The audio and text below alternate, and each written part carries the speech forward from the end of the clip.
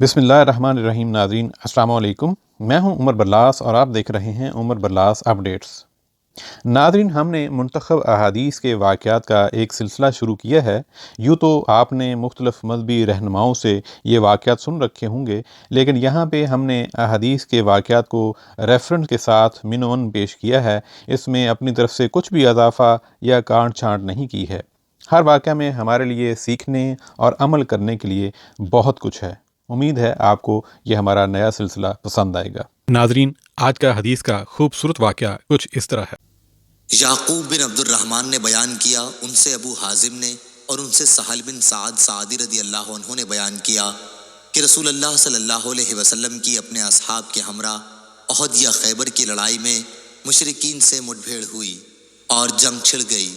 फिर जब आप सल्लल्लाहु अलैहि वसल्लम उस दिन लड़ाई से फारिग होकर अपने पड़ाव की तरफ वापस हुए और मुशरिकीन अपने पड़ाव की तरफ, तो आप सल्लल्लाहु अलैहि वसल्लम की फ़ौज के साथ एक शख्स था। लड़ाई लड़ने में उनका ये हाल था कि मुशरिकीन का कोई आदमी भी अगर किसी तरफ नज़र पड़ जाता तो उसका पीछा करके वो शख्स अपनी तलवार से उसे कत्ल कर देता।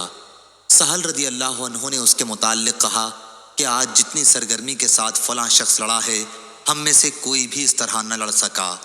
आप सल्लल्लाहु अलैहि वसल्लम ने इस पर फरमाया कि लेकिन वो शख्स दोज़खी है। मुसलमानों में से एक शख्स ने अपने दिल में कहा, अच्छा मैं उसका पीछा करूँगा, देखूँ हुजूर सल्लल्लाहु अलैहि वसल्लम ने उसे क्यों दोज़खी फरमाया है।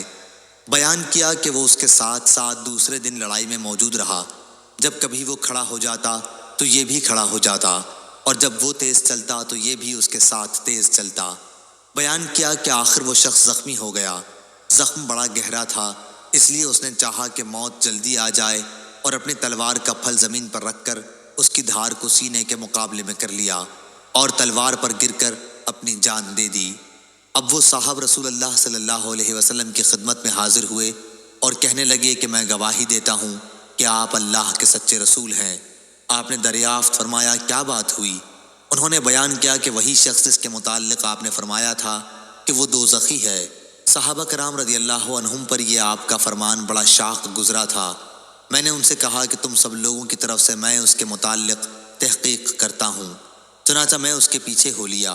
इसके बाद वो शख्स सख्त ज़ख्मी हुआ और चाहा कि जल्दी मौत आ जाए, इसलिए उसने अपनी तलवार का फल ज़मीन पर रख कर उसकी धार को अपने सीने के मुकाबिल कर लिया और उस पर गिरकर खुद जान दे दी।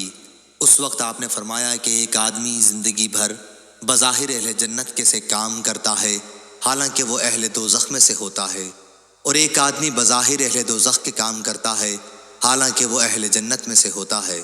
सही बुखारी हदीस नंबर 2898। नाज़रीन, ये था आज का हदीस का वाक़या। उम्मीद करता हूँ आपको अच्छा लगा होगा। आपसे मज़ीद दरख़्वास्त है कि इस तरह के सबक आमोज़ वाक़यात अपने घर वालों को और दोस्त अहबाब को सुनाते रहा करें, ताकि हम सब अपने दीन से जुड़े रहें और सीखते रहें।